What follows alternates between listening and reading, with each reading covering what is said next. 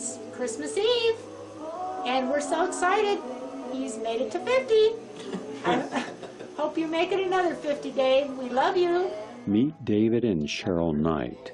They live in Washington State, and for over a decade, Cheryl has been plagued by the side effects of prescription drugs. Right now, though, it's Christmas 2007. And Merry Christmas to everyone. The Knights are about to enter a Kafkian nightmare, one that will kill David's father and put Cheryl into a mental hospital, all due to prescription drugs. And as for me, this is the year of the myofascial pain lockup. Yes, I'm seeing my physical therapist 3 times a week. We've made some progress, but we're still working on trying to relax muscles. Out of bed. We will hear their story in this documentary. Our life has turned to absolute hell on wheels. Not gonna go through it. There's this evil force in this room. My wife was prescribed Klonopin and Ativan for chronic pain and muscle spasms.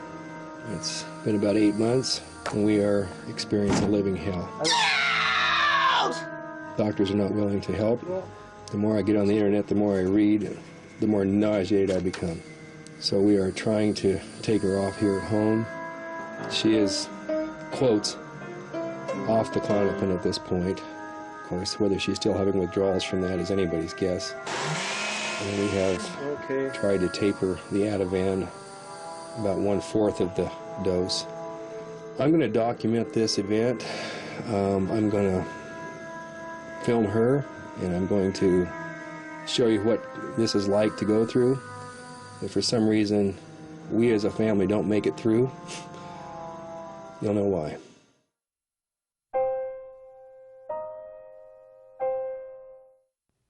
My wife has had TMJ. Her front teeth did not actually come together. She had a lot of pain. We went to her primary doctor. He started giving her Vicodin for pain control.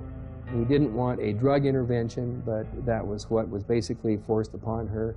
Basically, she got put on benzodiazepines and Neurontin, Vicodin ES, eventually on Abilify, Remeron, venlafaxine, Vistral, just a real cocktail of drugs.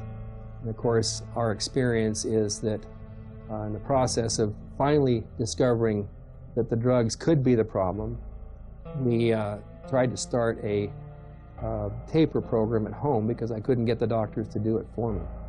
We learned about half-lives. We learned about the potency of these super benzos now that are many, many times stronger than Valium ever was.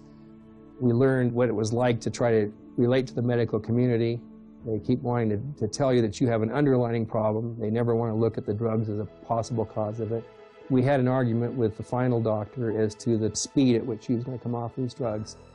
I went ahead and said, okay, that's fine. If you think you can get her off in 8 weeks, that's fine, but I think you're going to crash her. Well, he crashed her. She probably was 24 hours from dying. We took her to the hospital, and she was whisked off to a psych ward. At that point, they just introduced all kinds of psychotropic drugs, neuroleptics, antipsychotics, antidepressants.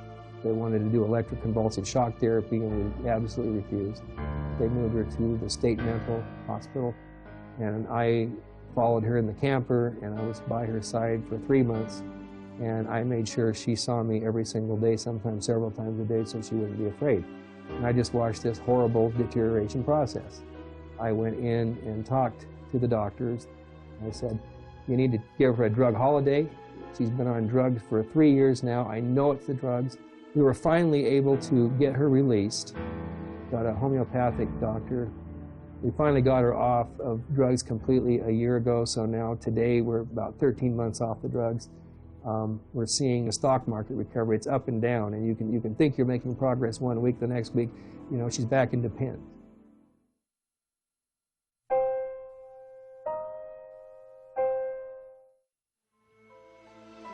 This is so painful. Oh, it just seems like there's no end to the withdrawals, hardly any break.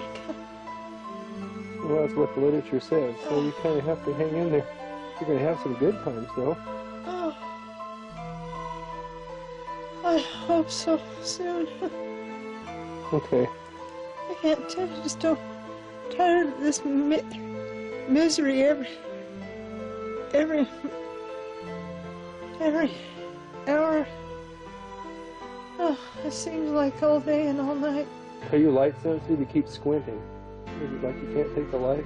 Yeah, it's just, when somebody touches me, the burning is sensitive, the light is sensitive, sounds are sensitive.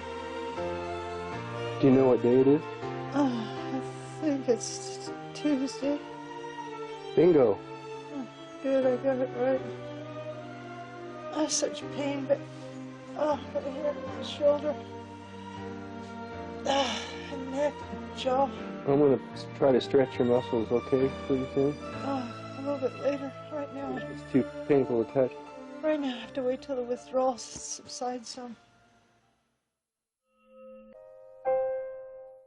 You know, we're a year off the drugs. I can go to bed, right? This is what I've noticed. A dementia, just a really bad cognitive decline.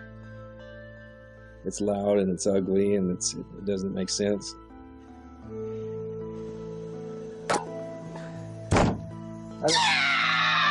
It makes it horribly difficult to try to get through a night's sleep. Why do you say that? I didn't mean to say it. You know, I try to isolate myself. Sometimes I have to go to the camper. She'll come up and bang on the door, and I know she is out of her mind. I think this is still benzodiazepine recovery, I really do. The aggression, the outbursts, those are all on the symptoms list, and this is after you're off the drugs. But what makes this really, really hard is as the time goes by, and we're pushing a year now, the longer you get away from the drugs, That was a good one. the more of an argument there is that this is an underlying serious mental illness. And if you succumb to that and accept that, then back into a mental institution. It's me, Dave. I can't function. It's not you, it's the damn drugs. It's the drugs. It's me. I can't function. No, You know, this is hell. This is torment every day. Someone's suffering every day. you're not mentally ill. You are not mentally ill. I don't have to wait to think if or see if I'm going to go to hell. This is hell. I don't know. This is withdrawals. And withdrawals make you seem like you're ill. And so, going to sleep doesn't sound all that bad, does it? Don't say that to a health professional. I'm not going to take it. I can't. Why do people commit suicide? Yeah, I can see why they can commit suicide. Being taken off 20 pharmaceutical drugs 16 months ago, Cheryl Knight is improving. Cheryl continues her recovery with the help of her husband Dave in Washington State. It's just someone's actually listening. Isn't that amazing? Someone's actually listening.